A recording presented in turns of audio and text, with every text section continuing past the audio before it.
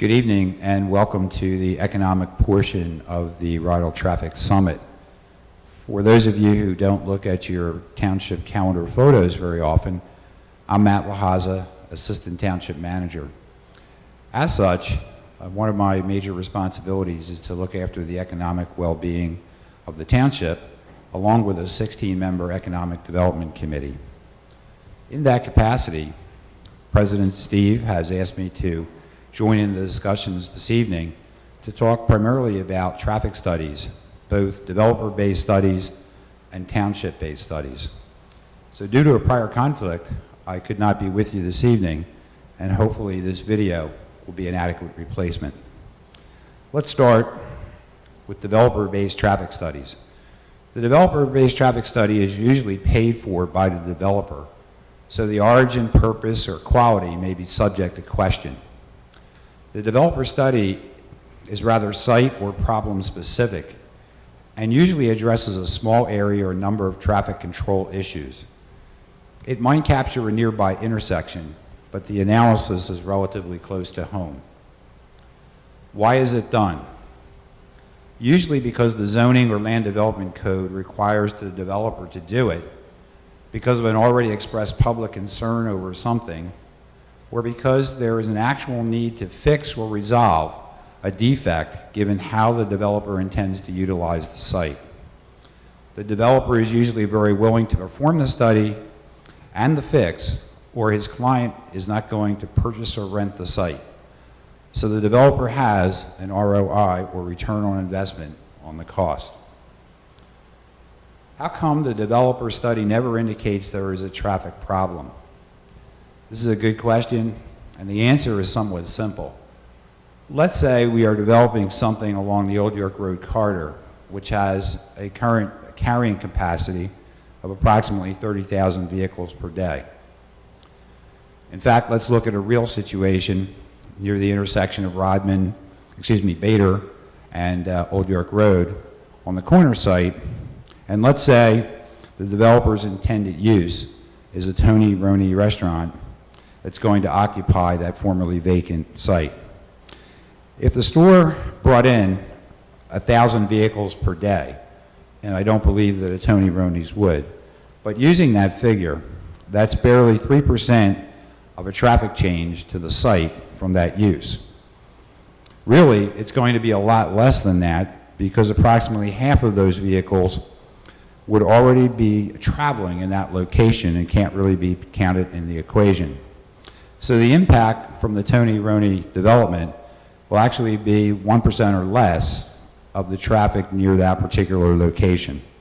That means 99% of the traffic is due to some other concern or reason and not that of the developer. So the developer-generated study will almost never correct what you think should be corrected, not because the developer is lying or hiding something, but because the numbers are going to show he's not causing a congestion problem. If the township were to impose some improvement, unless the developer would simply agree to do that, no court in the world would side with the township's position on that. So the developer study is better than nothing because basically it will correct the localized or use-generated concern, but it is not the panacea folks think it is. Let's take a look at township traffic studies. And the question there, according to Steve, were two. One is, how come the township doesn't do traffic studies? And the other was, when should the township do a traffic study? Those are good questions, and the answer is that we have done the study, and on some roads, we're doing them 24/7 around the clock. And I'll comment on this a bit more in a few seconds. A great time to do a traffic study is when we write our comprehensive plan. This document is something a township prepares about every 10 years, or about the time that new census data is tallied. It's intended to be a guide for future development and to help establish township goals and policy formation. Another great time to do a traffic study is when you're doing a redevelopment or revitalization plan. So that traffic changes to a business district or commercial area can be proposed and implemented in connection with other planned physical improvements. Revitalizations can take advantage of grants and other funding opportunities, so often the cost of the study and the improvement is other than at the township's expense. The township and the Economic Development Committee have done several such studies, and traffic improvements have occurred as a result of those studies.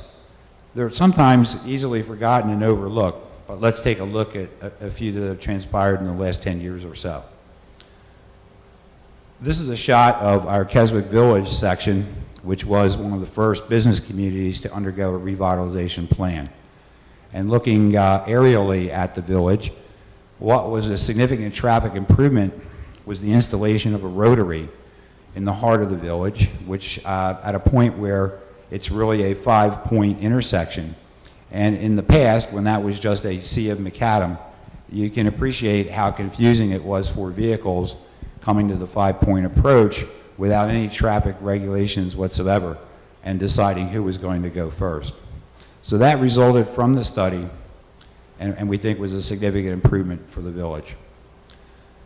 Another area where we've done a study has been in Roslyn, with the Roslyn Revitalization Program.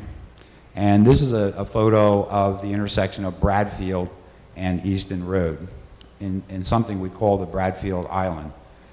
Looking aerially at this location, that roadway configuration was basically a Y a few years back, and that was another point of traffic indecision where it was kind of a guess as to whether or not you should go or no go based on the approaching vehicles. The installation of the island converted the Y into more of an intersection, and we were able to traffic signalize that with the volumes, and today we have a much improved area there at Easton and Bradfield Road. A similar but smaller scale to the Keswick Village concept was the installation of a small traffic rotary at Rodman Avenue near Old York Road. Looking aerial, you have Starbucks on the north and the Wawa convenience store on the south. That was another Y-type intersection where it was almost impossible at times for vehicles to determine where the opposing vehicle was going to move, and the rotary was able to help traffic identify that problem and make things a little safer.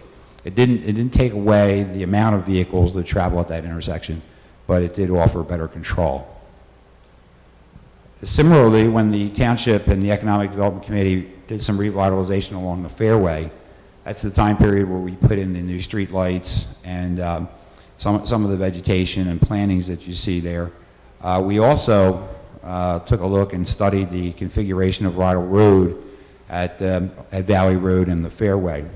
And for those of you who recall, that was also a Y-shaped intersection where the northbound approach was a guess. You didn't know which direction the vehicle approaching was going to take. And so we took the position after studying it that by curving the fairway out and forming more of an intersection, at least now vehicles know the intended direction of travel and makes it a much better situation. That was a direct outcome of the traffic study at that time. Again, it doesn't address the volume of vehicles at that intersection, but it did address the safety aspect. We also do traffic studies that involve pedestrians, not just vehicles. And just about 4 or 5 months ago, we finished installing the crosswalk right there at the Rydal train station for folks who want to get crossed. And that was, I understand, a good improvement from the folks utilizing that station. The photos you've just seen are examples of studies and improvements which were all generated by the Township and not a developer. The Township took its time, consulted with its engineer of choice, and the changes satisfied the needs or desires of local users or input groups.